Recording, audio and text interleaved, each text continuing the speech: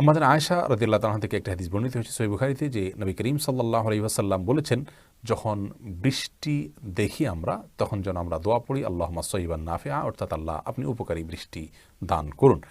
এবং দোয়া কবুলের যে সময়গুলোর কথা নবী সাল্লাল্লাহু আলাইহি ওয়াসাল্লাম বলেছেন তার মধ্যে থেকে বৃষ্টি যখন পড়ে ওই সময়টা একটি যে সময় দোয়া কবুল হয়।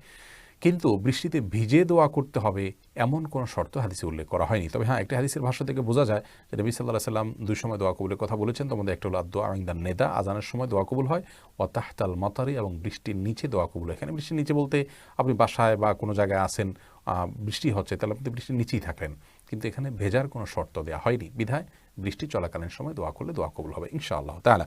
তবে বৃষ্টিতে ভেজা এটা আলাদা একটি ফজিলতপূর্ণ কাজ, যেটি বিভিন্ন হাদিসে এসেছে।